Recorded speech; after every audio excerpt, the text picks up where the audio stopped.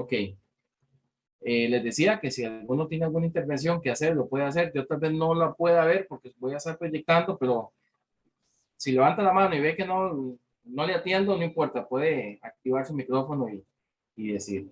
Voy a compartir mi pantalla un momentito. Eh, ahí se está viendo bien, sí.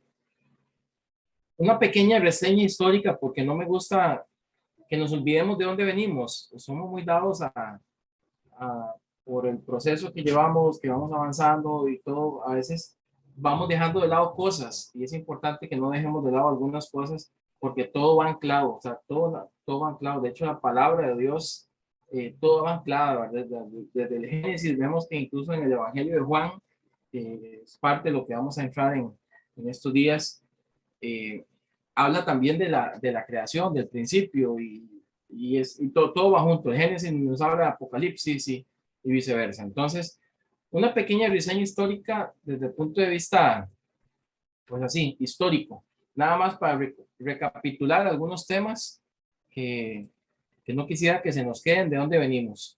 Este cuadro, pues tiene muchos números. En una clase posterior veremos más a detalle esto, después cuando entremos al Antiguo Testamento, ya libro a libro, pero sí quería hacer esa reseña de dónde viene la historia bíblica.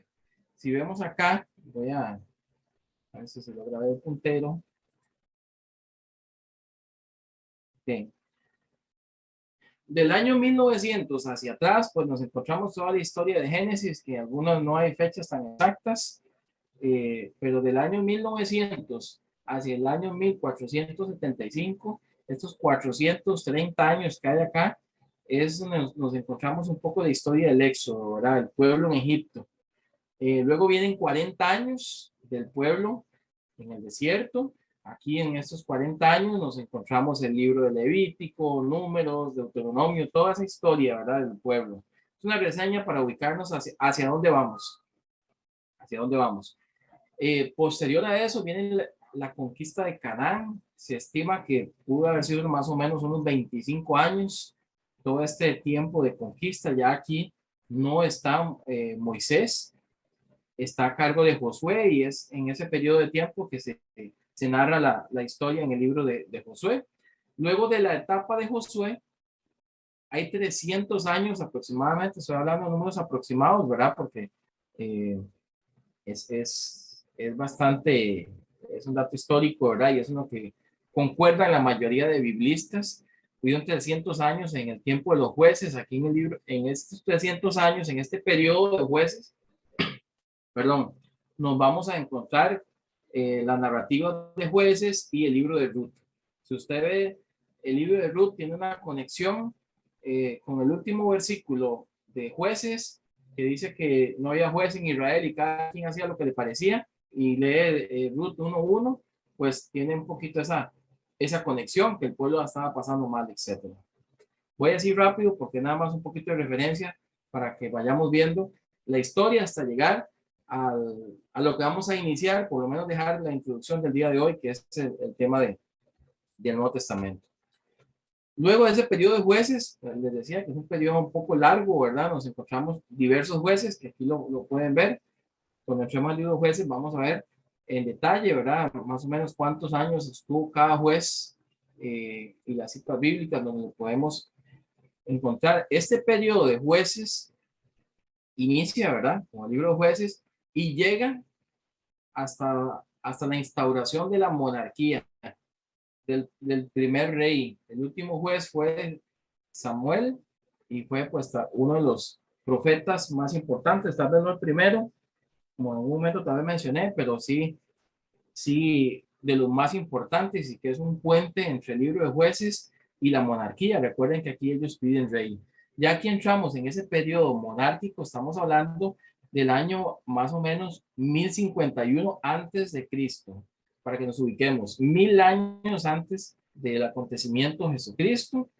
Nos encontramos en todo este periodo que va del año 1051 más o menos al año 931, que es cuando se da la división del reino. Nos encontramos ahí el reinado de Saúl, el reinado de David, el reinado de Salomón dentro de lo principal. Aquí nos encontramos a Samuel como profeta y toda esta historia está dentro de la narrativa de los libros de Samuel, primera y segunda de Samuel, primera de Reyes y los libros de Crónicas. ¿Me siguen hasta ahí? Estoy haciendo un repaso histórico, ¿verdad? Todo esto de alguna forma lo sobrevolamos cuando estuvimos hablando de la profecía, de las poesías y de la narrativa. Yo sé que hicimos un sobrevuelo, pero bueno, eso lo vimos ahí en esa parte histórica o a nivel muy general. Ok, luego nos encontramos eh, durante ese periodo que se divide el reino. Recuerdan que en la lámina anterior llegábamos hasta la división del reino en el año 931. Hablamos de división del reino, es que se dividió en el reino del norte y el reino del sur. En esta división, pues nos encontramos las narrativas de Primera de Reyes y Segunda de Reyes. Ahí empiezan a aparecer los profetas. Ya empezamos a ver profetas. Se da el tiempo donde aparece Elías, Eliseo. Ya hay una ocupación siria y Israel también empieza a hacer coaliciones con la misma Siria, cosa que ahí donde empieza a ver demasiado la idolatría, donde empezamos a ver cómo incluso en los tiempos de Elías, el rey Acab se casa con Jezabel, que eran pueblos paganos, etcétera, ¿verdad? Empiezan a ver este tiempo de profetas, que fue lo que vimos. Nos encontramos ya hacia adelante, vamos hacia adelante, ya se viene el imperio asirio, se empieza a meter el imperio asirio. ¿Y qué pasa? Bueno, pues el imperio asirio entonces se da en el año 732. Esto lo voy a pasar rápido porque lo veremos en algún momento ya con ese detalle. Se da la destrucción de Israel por aquí abajo en el año 722 y en adelante, y pues cae el reino de Israel. Recuerden que se ha dividido en dos: el reino del norte, el reino del sur, el reino de Israel, que era el del norte, y el del sur, que era el de Judá. Luego en el reino de Judá también aquí vemos profetas que nos encontramos. Aquí recuerden, en el 722 había desaparecido el reino del norte por parte del imperio asirio. Pero como parte de la historia, no solamente bíblica, sino general, mundial, el imperio asirio cae en manos del imperio babilonio. Y aquí también pues nos encontramos otra serie de profetas hablando, profetizando, ¿verdad? Y en el año 586, perdón, antes de Cristo, es que se da la cautividad de Judá. El imperio babilonio se comió a los asirios, que a su vez se habían comido o desaparecido al reino del norte, que era el reino de Israel, y después vienen los babilonios y absorben los asirios, que a su vez habían absorbido el reino del norte. Bueno, aquí eso va a pasar rápido, porque es la cautividad y demás. En este otro, yo sé que hay un montón de cuadritos y colores, lo que quiero tal vez es mostrarles a grandes rasgos los periodos de tiempo, ¿verdad? Ya aquí ya no vemos, ¿se acuerdan? Con la lámina anterior, a los asirios, vemos los babilonios, aquí en este color como moradito, que a su vez son absorbidos luego por el imperio persa. Ya aquí estamos hablando del año 530 más o menos en adelante, el imperio persa. Luego el imperio persa, vea aquí quién se está asomando aquí, los griegos con Alejandro Magno. Cuando hablamos del imperio persa, bueno, aquí ya nos hace eco un poquito ver estas historias: Esther, la reina Esther, Esdras, Nehemías, que es cuando el pueblo regresa a Jerusalén, la cautividad de Judá. Ya ellos en el decreto de Ciro, que lo encontramos en el libro de Esdras un poquito, ¿verdad? También otros profetas lo habían profetizado, valga la redundancia. Estos profetas que vemos por aquí en esta línea de tiempo, eh, cae Babilonia, llegan los persas. Aquí nos encontramos las narraciones de Esther, de Esdras, de Nehemías, y ya aquí prácticamente desaparece el Antiguo Testamento. Si lo ven aquí en Malaquías, alrededor del año 424 desaparece. Desaparece la historia del Antiguo Testamento y hay un periodo que se llama el periodo intertestamentario, ¿Qué quiere decir? Entre el Antiguo Testamento y el Nuevo Testamento. Y nos encontramos ahí, ven cómo empieza aquel imperio griego con Alejandro Magno, ahora lo absorbe el imperio romano, cerca del año 200 prácticamente antes de Cristo. Y en el año 63 antes de Cristo es que llega el imperio romano a Judea, se apoderan de Judea. Entonces, pues quería hacer este recorrido rápido para algo muy importante y que ya luego después viene desde el año 63 que el imperio romano está en Judea, o sea, en toda la región donde Jesucristo está, pues nos encontramos todo el Nuevo Testamento que está bajo el imperio romano.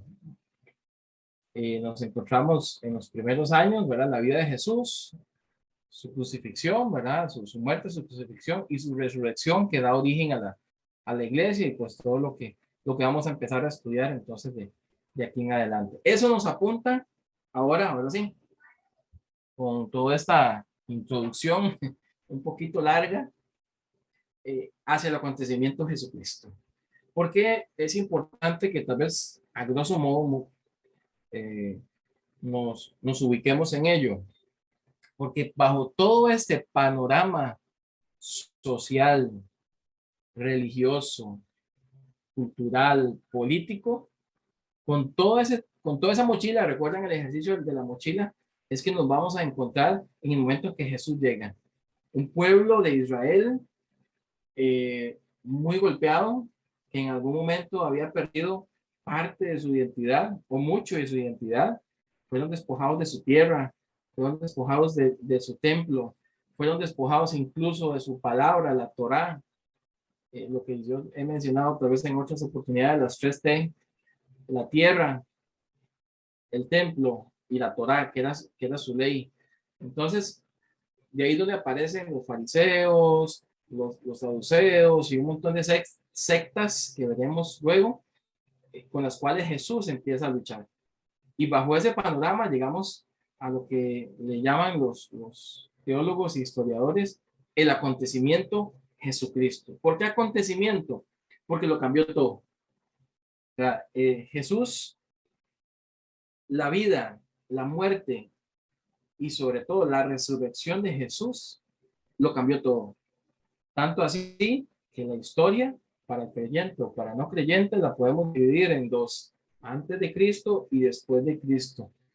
El acontecimiento de Jesucristo es tan marcado en la historia, no solamente religiosa o espiritual, que la Biblia es el libro que más tiene reproducciones, es el libro o los libros, el compendio de libros que más tiene eh,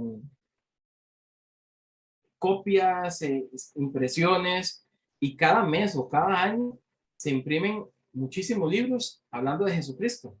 No hay ningún otro personaje en la historia de cualquier otro tipo de religión o lo que sea que se hable más de la vida de Jesucristo. Entonces, bueno, llegamos hasta este punto con esa expectativa, con esa, no sé, con esa energía. Yo siento esa gana de conocer más de Jesús porque todo lo que vimos en ese montón de números y cosas, desde el Génesis hasta Malaquías, apuntaba a este momento, al acontecimiento de Jesucristo. Entonces, en este curso, en este panorama general, vamos a sobrevolar lo que nos dice el Nuevo Testamento sobre Jesucristo y pues luego nos adentraremos un poquito más en ese bosque o en esa profundidad que tiene la vida de nuestro Señor Jesús. Bueno, a este módulo le estoy llamando, si alguien tiene alguna duda, levanta la mano, hace bulla, lo que sea. El Evangelio, 4 puntos de vista. Y mira qué interesante, me ha costado mucho y me disculpo una vez si en lugar de decir el Evangelio digo Evangelios, porque es la costumbre. Pero es un solo Evangelio desde 4 puntos de vista. Y de eso se trata este inicio. Algunos elementos claves que quisiera compartir con ustedes acerca del Evangelio. Bueno, hubo lo que se llama 40 años de silencio. ¿Recuerdan los grafiquitos? Desde el último libro que nosotros tenemos registrado en nuestra Biblia que es Malaquías, que no es el último libro de la Biblia hebrea. Eso lo veremos luego. Pedrito, 40 son. Perdón, 400. Ah, ok. Dije 40. Sí, correcto. Era para ver si estaban poniendo cuidado. Ya yo le iba a escribir. 400. Ahí está 400 en la lámina. 400 años de silencio. Y se llama silencio porque no hubo un profeta, o por lo menos un profeta reconocido. No es que no hubieron intentos. De hecho, se dice que, según la historia judía, que antes de Jesús, en ese periodo, aparecieron unos 22 o 23 supuestos mesías que llegaban con ese proceso de querer liberar al pueblo. Recuerden un poco la historia que les pasé así muy rápido, ¿verdad? Los asirios destruyeron el pueblo, luego vinieron los babilonios, se llevaron a los asirios o los conquistaron a ellos, luego vinieron los persas, se llevaron a los babilonios, luego vinieron los griegos con Alejandro Magno y se llevaron a los persas, y luego vinieron los romanos y absorbieron todo. Y en esos 400 años el pueblo la pasó mal, ¿verdad? Entonces aparecieron pues muchos intentos de Mesías, por decirlo de alguna forma. También otro dato importante, bueno, el Nuevo Testamento gira en torno al acontecimiento de Jesucristo.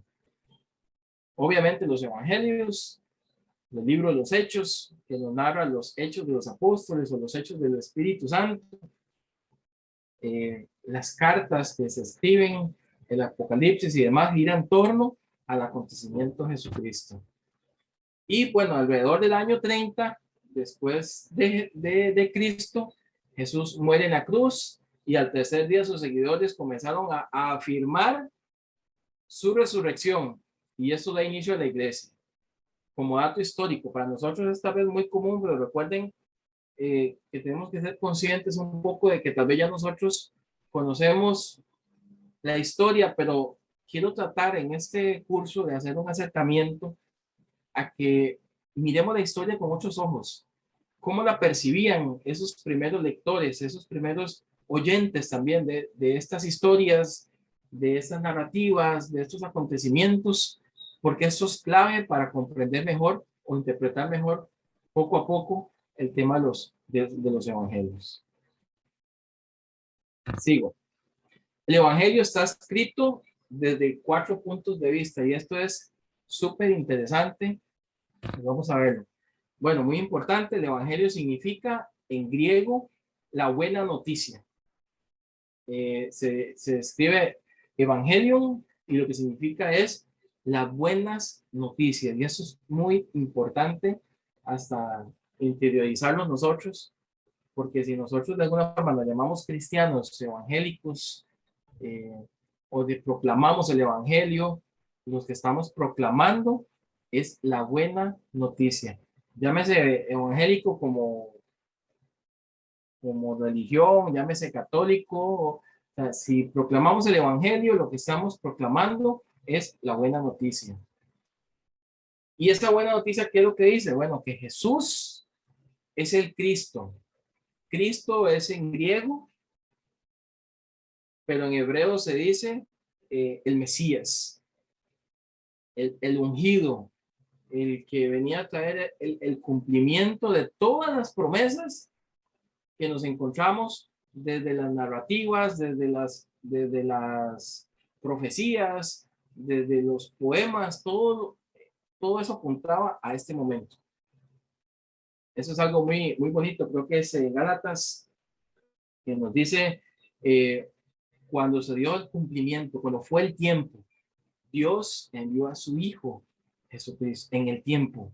Y este es el momento, ese es el tiempo que estamos viendo. Son como 4 documentales, aunque hablando del Evangelio, o esos 4 puntos de vista, que sería entonces el de Mateo, Marcos, Lucas y Juan.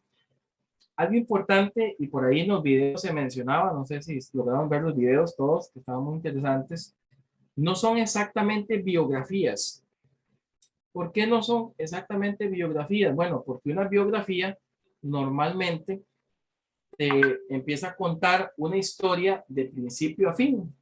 Y los evangelios no son eso, no son necesariamente eso. ¿Qué son los evangelios? Lo vamos a ver más adelante, ¿verdad?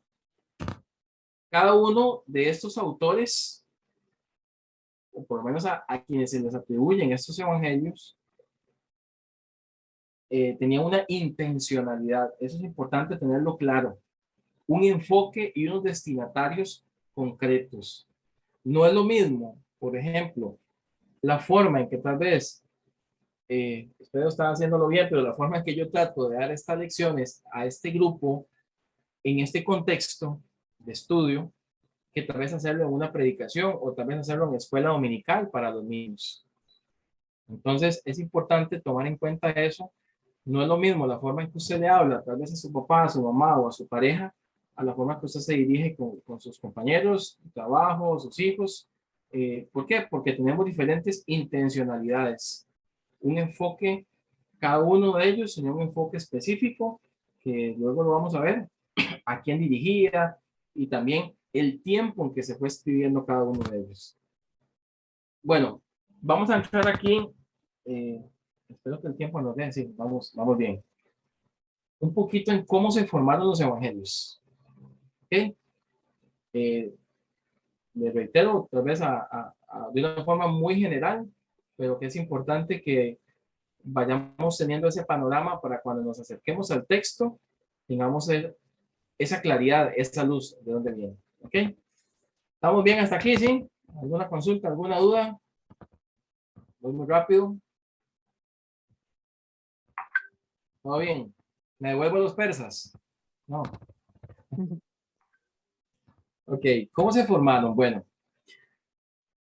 tenemos que tener en cuenta algo muy importante y que en los evangelios o en el evangelio nos encontramos hechos históricos que nos hablan de la vida y obra de este personaje, Jesús de Nazaret.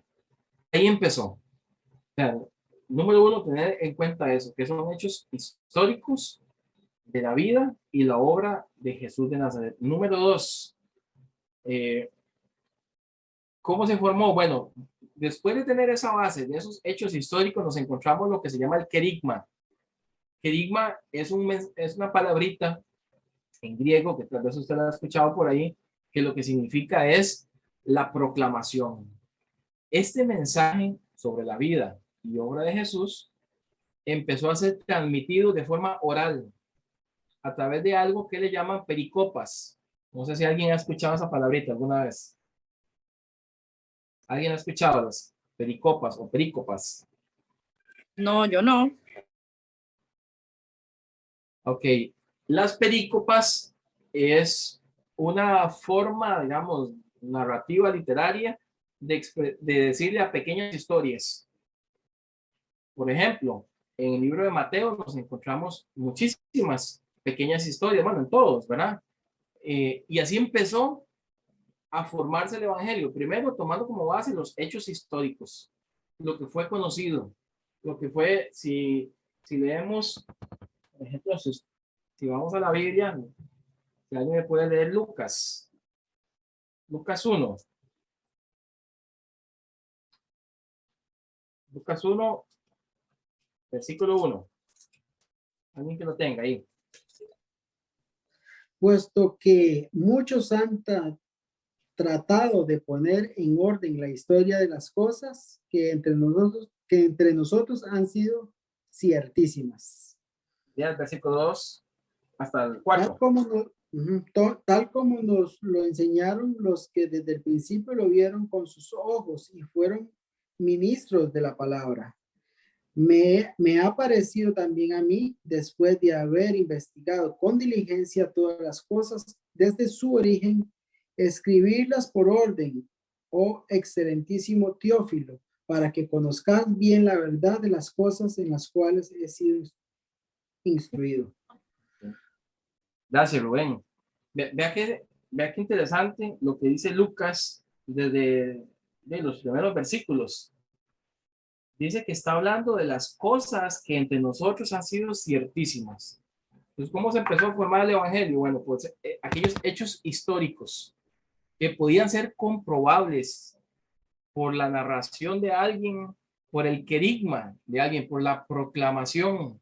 Entonces, este mensaje de estos hechos históricos que eran comprobados y como lo dice aquí Lucas, las cosas que han sido ciertísimas entre nosotros, tal como nos las enseñaron desde el principio, lo vieron tal como nos lo enseñaron los que desde el principio lo vieron con sus ojos y fueron ministros de la palabra.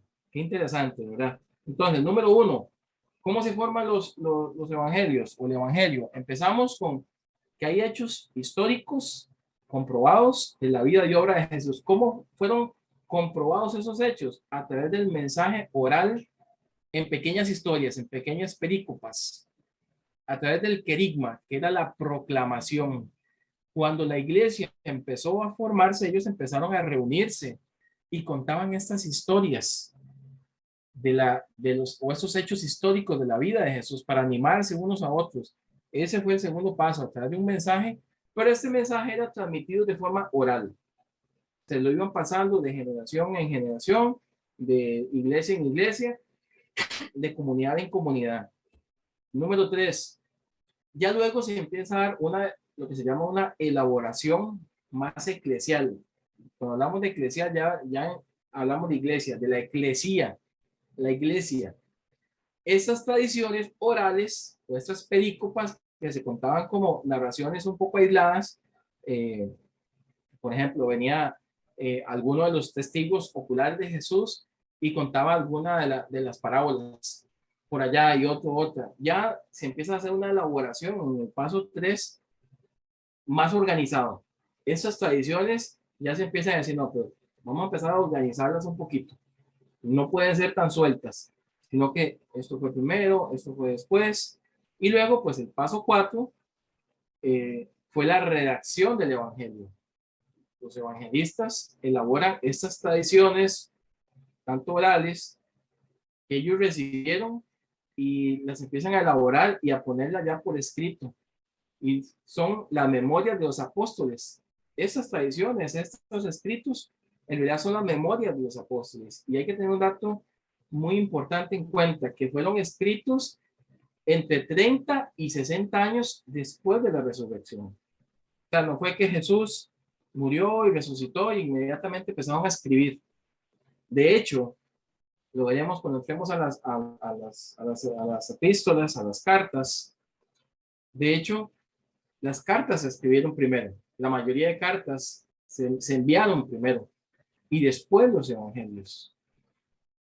El evangelio que primero se tiene registros que fue escrito fue el evangelio de Marcos y se escribió alrededor del año 60 después de Cristo, o sea, después de la resurrección de Jesús, o sea, 30 años después de que Jesús perdón, el año 60 son después de Cristo, 30 años después de la resurrección.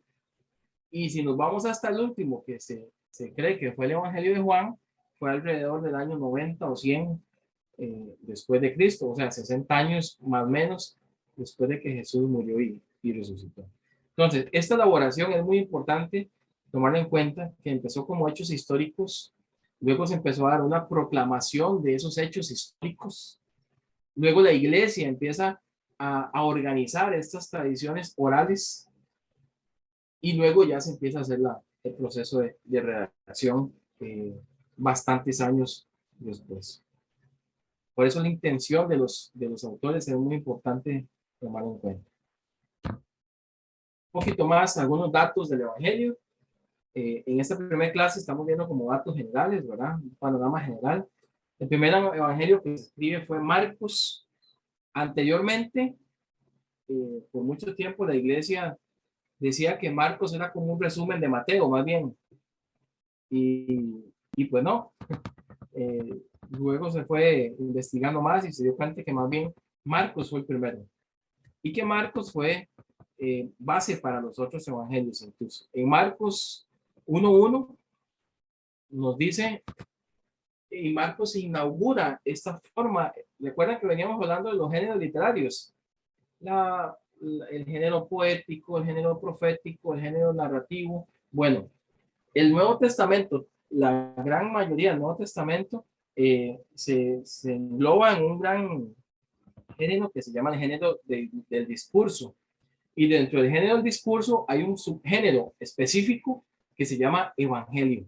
Marcos lo inaugura. Y si usted lee Marcos, capítulo 1, versículo 1, empieza diciendo esto: principio del evangelio. O sea, principio, así empezó la buena noticia de Jesucristo, que significa Jesús el Cristo. O sea, Jesús el ungido, el Mesías. Y de una vez Marcos nos adelanta el gran spoiler, como dicen los chiquillos en las películas. ¿Quién era este Jesucristo? El Hijo de Dios. Solo ahí Marcos ya arranca este género, esta proclamación, diciéndole a sus lectores, a sus oyentes originales y a nosotros que esta buena noticia nos va a hablar de Jesús, el Hijo de Dios. Y así nos llevan todo su evangelio de principio hasta la crucifixión y resurrección para hablar de ser testigos de Jesús. Marcos capítulo 16. Por ejemplo, Marcos rescata algo muy interesante, que es Isaías 52:7, que no sé si alguien lo puede leer. Yo lo voy a buscar aquí también para contextualizarlo mejor. Isaías 52:17. 52:7, perdón. Si alguien llega primero, me lo lee. Sean vueltos atrás y en extremo confundidos los que confían en ídolos y dicen a las imágenes de función: vosotros sois vuestros dioses. Isaías 52:7. Ah, yo di 17, perdón. Es que lo había dicho mal. 7. Ok, para que abran los ojos a los ciegos, para que saques de la cárcel a los prisioneros. 7, 52. 7. Ah, estoy de 42, yo también estoy mal. Seguimos mal. Dale, Rubén, dale, no importa. Bueno, ya que practiqué. Ok. Cuán hermosos sobre los montes los pies del que trae alegrías nuevas, del que anuncia la paz, del que trae nuevas del bien, del que publica salvación, del que dice a Sión: tu Dios reina. Sí. Marcos pues rescata esto del evangelio, de esas buenas noticias, porque si leemos incluso ahí en el versículo 8, siguiendo lo que Rubén había leído, dice: voz de tus atalayas. Los atalayas eran los vigilantes, los guardianes, y cuando ellos veían que había una victoria, que había que enviar un mensaje especial, dice: voz de tus atalayas. Estoy leyendo 52:8. Alzarán la voz juntamente, darán voces de júbilo, porque ojo a ojo verán que Jehová vuelve a traer a Sión. Y pues ahí sigue con un texto muy bonito, ¿verdad? De alabanza. Entonces, ¿qué es lo que está haciendo Marcos? Está rescatando ese mensaje de Isaías, porque tal vez para nosotros no nos hace mucho eco, pero para los hebreos, cuando ellos hablaban de esto, era conocido del evangelio, de las buenas noticias, porque eran mensajes cuando un rey, cuando había conquistado algo, cuando algo bueno había sucedido, venía un mensajero con buenas noticias y traía ese mensaje de esperanza, ¿verdad? Para el pueblo. Eso es lo que rescata Marcos. Pues también en la cultura romana, es lo que les estoy diciendo, el evangelio era una buena noticia de que habían vencido en una batalla. Entonces, ya que interesante, metiéndonos en ese contexto, cuando el Evangelio de Marcos nos está diciendo principio del Evangelio, y Marcos está escribiendo posiblemente a una población creyente que está dispersa en Roma y en las demás provincias romanas. Para ellos dicen Evangelio, buena noticia, pero la buena noticia es Jesucristo, no es el César, que era el Dios para los romanos, es Jesús. Entonces, bueno, eso es muy, muy interesante. Pues les decía un poquito hace un rato, ¿verdad? Que el Evangelio no es una biografía, no cuenta la vida de Jesús, tal vez desde una forma biográfica, ni sistemática, ni cronológica necesariamente.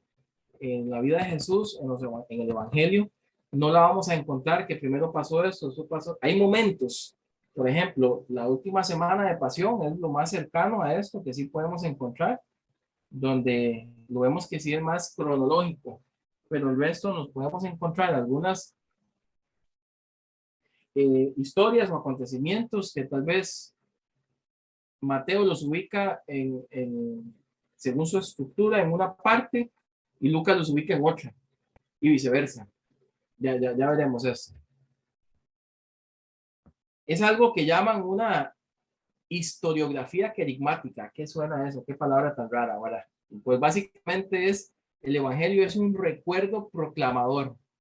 De esa palabra, del querigma, la proclamación, que era usado con un significado de proclamar como un emisario. De hecho, la palabra apóstol tiene que ver con ese significado de emisario. Era alguien que llevaba ese mensaje. Era alguien que no enviaban guerreros, enviaban un emisario a dar esa buena noticia. Entonces, el Evangelio tiene que ver con cuando dice historiografía, tiene que ver con la historia, pero contada desde una forma proclamadora, con una intención específica. Si vemos, por ejemplo, el Evangelio de Juan, quiero que se vaya conmigo a Juan capítulo 21. Juan capítulo 20, perdón, capítulo 20, en el versículo 31. No sé si alguien me lo puede leer. Juan capítulo 20, versículo 31. Muy conocido. Amén, lo leo yo, Pedro. Adelante. Pero estas se han escrito para que creáis que Jesús es el Cristo, el Hijo de Dios, y para que creyendo tengáis vida en su nombre. Amén. Puede leer el 30 también. El 30 y el 31 seguidos. El propósito del libro dice, hizo además Jesús muchas otras señales en presencia de sus discípulos, las cuales no estaban escritas en este libro, pero estas se han escrito para que creáis que Jesús es el Cristo, el Hijo de Dios, y para que creyendo tengáis vida en su nombre. Gracias. Ve qué interesante, que es una historia puesta ahí, pero con una intención. Por eso se dice que es el querigma, la proclamación, una historiografía querigmática. Eso es el Evangelio. Es una historia, pero contada de una forma de proclamación con una intención específica. ¿Okay? Y aquí pues, lo vemos en el Evangelio de Juan, que Juan, o el autor del discípulo amado, dice que estas cosas se han escrito para que creáis que Jesús es el Cristo. Marcos nos dice esto desde el versículo 1. Marcos dice, principio del Evangelio de Jesucristo, el Hijo de Dios. Y Juan nos lo pone al final, pues son diferentes formas, por eso decíamos 4 puntos de vista. Ok, vamos a adelantarnos un poquito aquí, ya eso lo vimos. El Evangelio se centra en la acción de Dios en Jesús y a través de Jesús. Si nos remontamos un poquito al Antiguo Testamento, digamos como la acción se centra en lo que estaba haciendo Dios a través del pueblo, ¿verdad? El pueblo de Israel, en sus diferentes etapas y momentos. El Evangelio se centra en la acción de Dios en Jesús y a través de Jesús. La obra salvadora, como lo encontramos mucho en Lucas. Y algo súper interesante, no sé si usted se ha puesto a pensar, el Evangelio no nos habla demasiado sobre temas de la personalidad o el aspecto físico de Jesús. No nos lo dice. No nos dice que Jesús era alto, que era bajo, que tenía X o Y característica o rasgo físico. De hecho, de las características de la personalidad de Jesús, en Juan es el que nos detalla un poquito más, porque dice que estaba lleno de gracia, Nos encontramos en Juan, donde dice, aprended de mí, que soy manso y humilde de corazón. Entonces, muy pocas cosas nos encontramos sobre esos rasgos humanos, aunque el Evangelio está bañado de la humanidad de Jesús, pero no nos habla de algunos de esos temas. ¿Por qué? Porque no era lo que ellos querían transmitir. Qué interesante, tal vez hubiera sido, ¿verdad? Que alguno de los evangelistas hubiera dicho, bueno, Jesús era esto o lo otro, pero no era lo que ellos querían transmitir. El Evangelio no nos quería transmitir eso, nos quería transmitir las acciones, los hechos, las palabras de Jesús y su obra.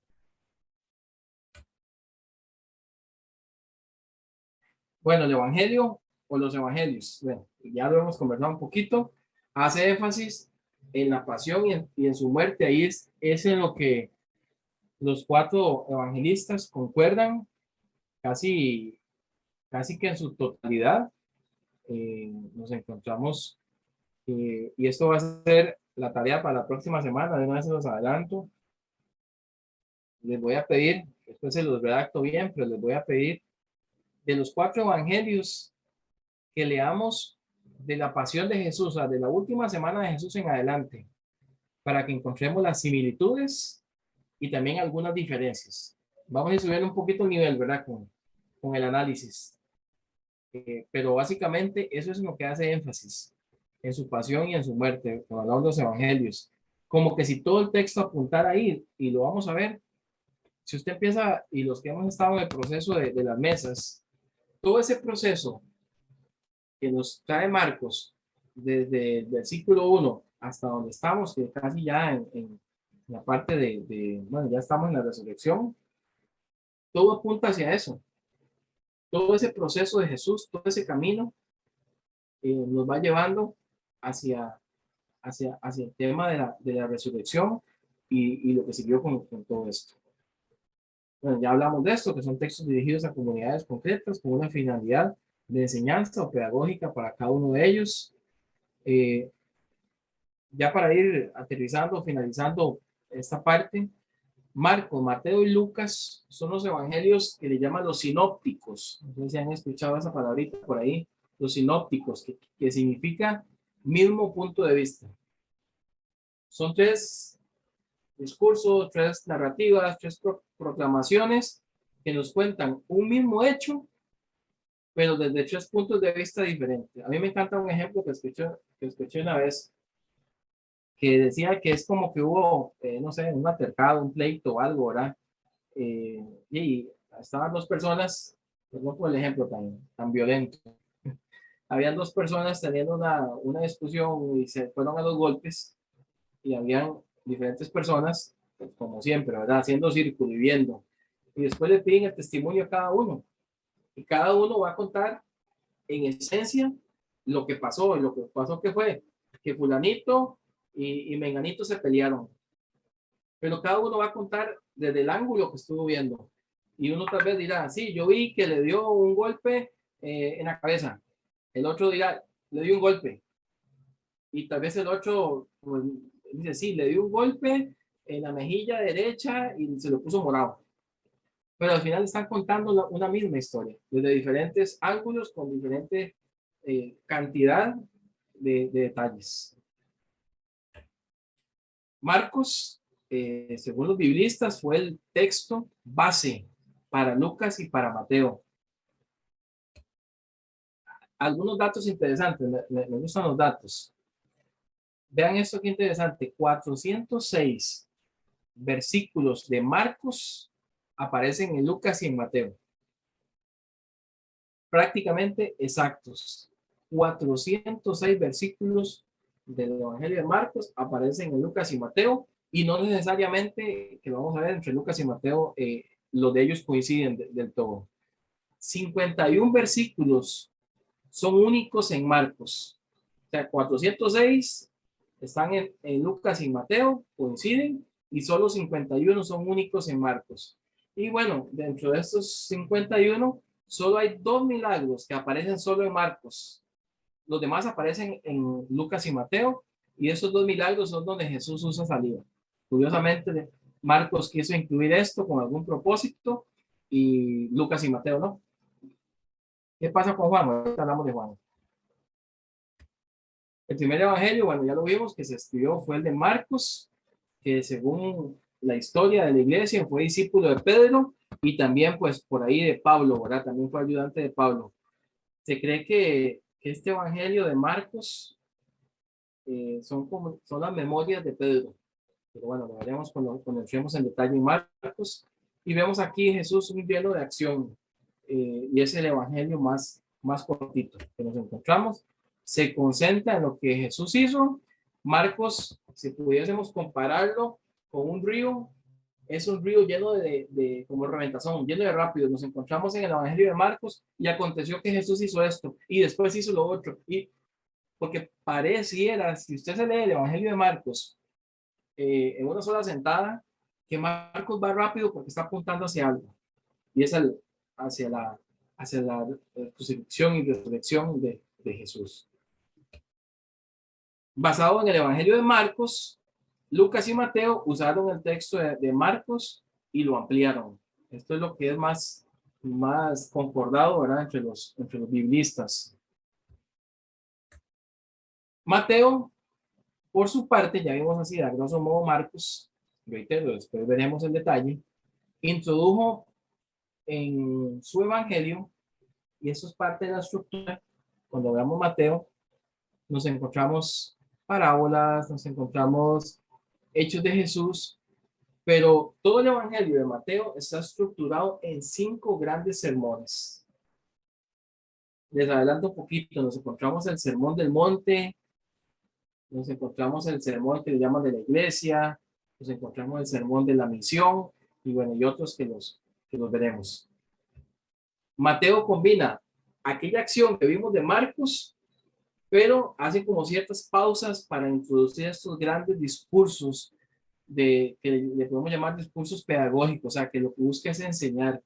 De hecho, Mateo históricamente ha sido el evangelio que tal vez a la iglesia le ha gustado más porque tiene más enseñanza como tal.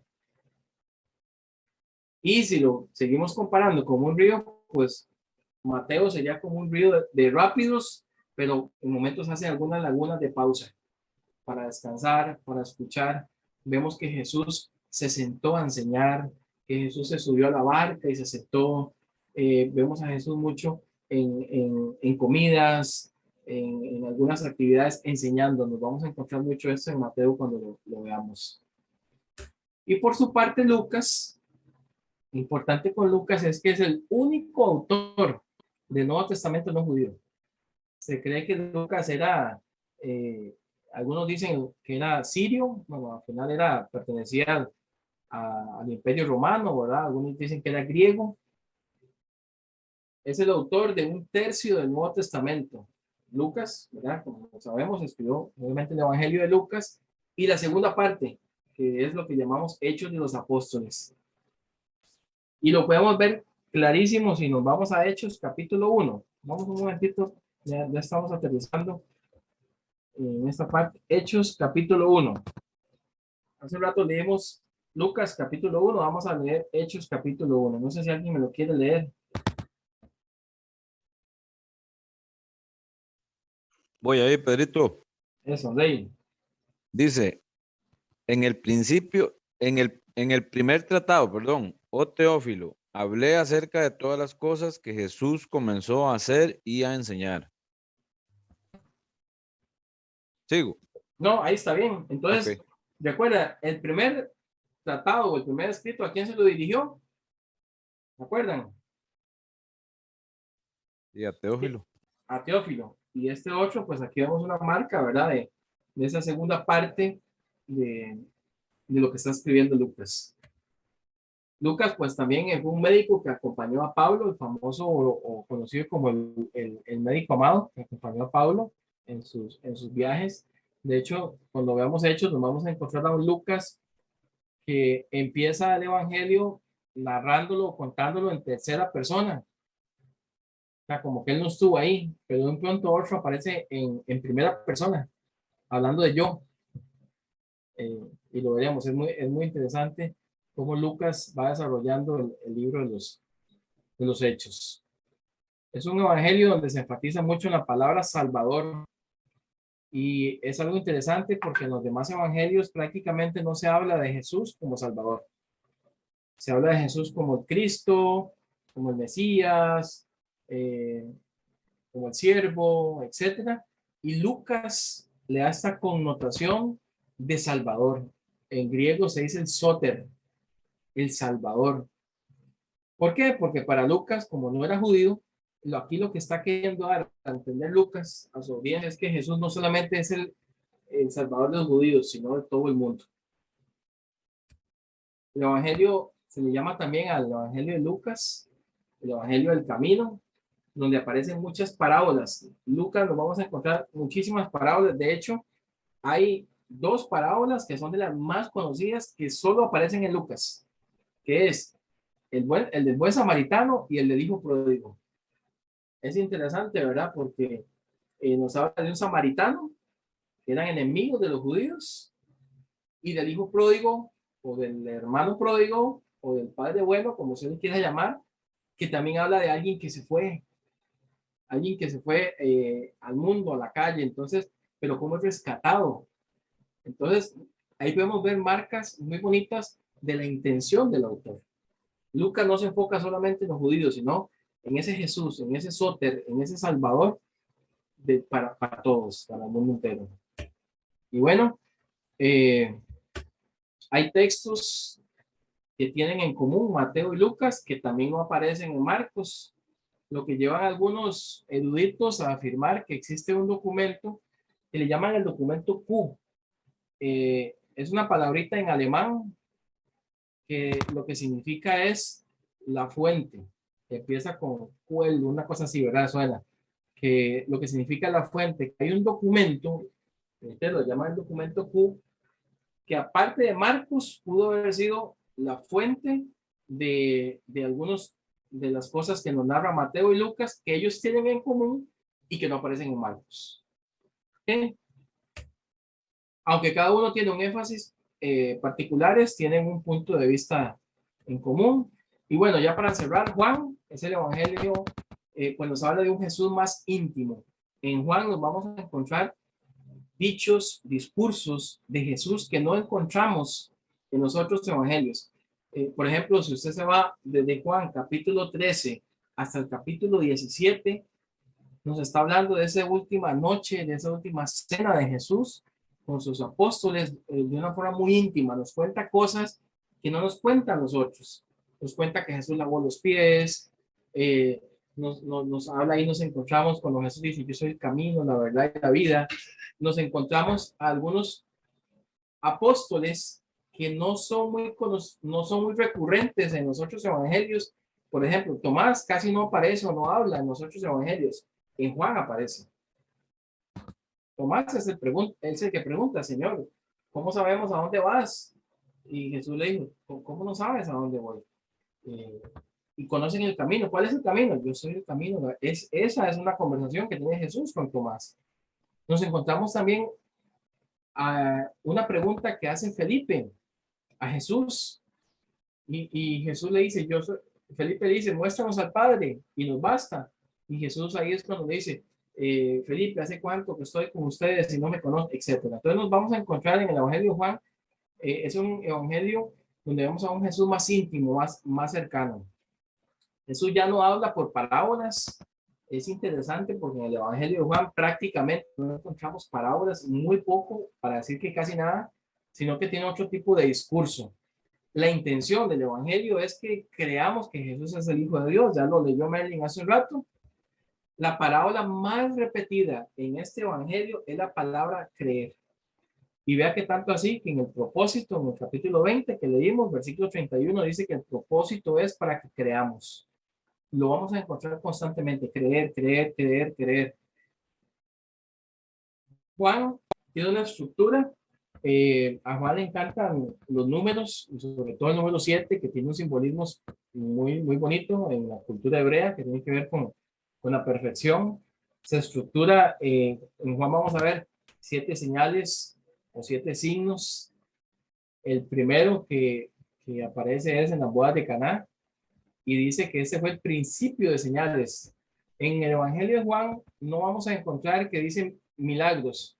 En Marcos, en Lucas, en Mateo sí dice que Jesús andaba haciendo milagros. En Marcos no vamos a encontrar la palabra milagros, vamos a encontrar la palabra señales. Porque recuerde que Juan está apuntando, y lo dice en el propósito, para que crean, o sea, está señalando hacia la fe. Entonces vamos a encontrar ese tipo de cosas, 7 señales, 7 discursos. El primero, ya lo vimos, es cuando convierte el agua en vino. Y el último de esos 7, que lo vamos a ver en la estructura de Juan, cuando entremos al Evangelio de Juan, es la resurrección de Lázaro. Y después viene la pasión, que es lo que concuerda con los otros evangelios. Cerramos con esto. Son 4 puntos de vista de un mismo hecho, pero sobre una misma verdad, lo que convierte ese evangelio en algo más creíble. En lugar de contradecirse, es todo lo contrario. Pudiese parecer menos creíble si los 4 hablan lo mismo, porque pareciera que se pusieron de acuerdo.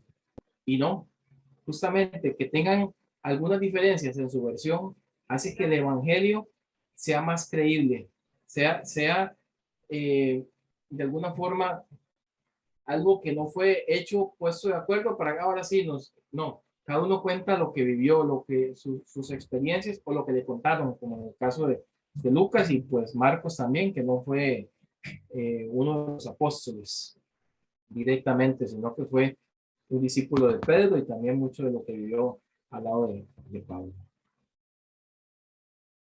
Bueno, yo sé que fue un poquito rápido.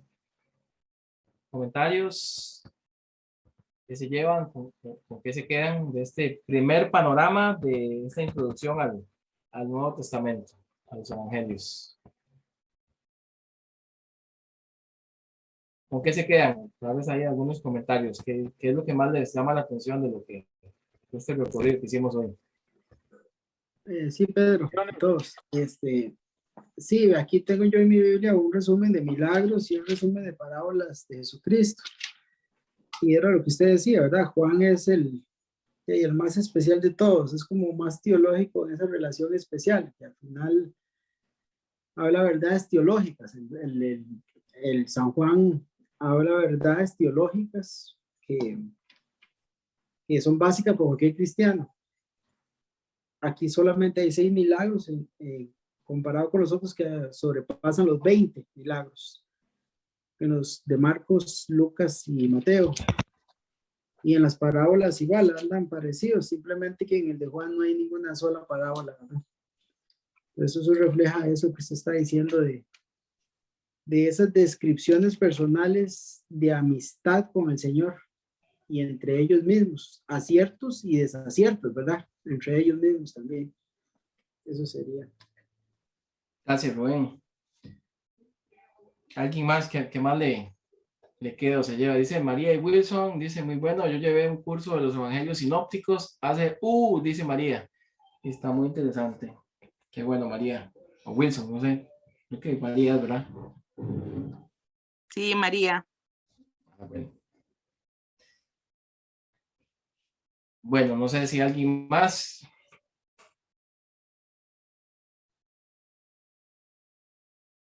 Bueno, estamos con este panorama general de los evangelios. La próxima lección vamos a hablar de un panorama general de los hechos y las cartas. Y la tercera, nos vamos a ir a un panorama general del Apocalipsis. Estamos hablando de 3 clases más. Y terminando esto, entonces ya vamos a iniciar el desarrollo de libro a libro, empezando con el Nuevo Testamento, ¿verdad? Empezando con los libros del Nuevo Testamento. Vamos a ir uno a uno, conociendo estructuras, conociendo propósitos, conociendo algunos detalles interesantes. ¿Cuál es la idea de esto? Que cuando usted se acerque después a la escritura, cuando usted vaya a leerla, a buscar interpretarla, pues tenga un panorama y saber de qué me está hablando. Y eso nos ayuda a tener una mejor comprensión de la palabra. ¿Listos? ¿Todo bien, sí? Listos. Saludos. Todo bien, saludos. Excelente, Pedrito, gracias. Muchas gracias. Muy bueno. Buenas noches. Muchas gracias, buenas noches, bendiciones a todos. Bueno, Muchas vamos a despedirnos no se vayan todavía, no hemos orado todavía. Vamos a orar, Padre, gracias a Dios por este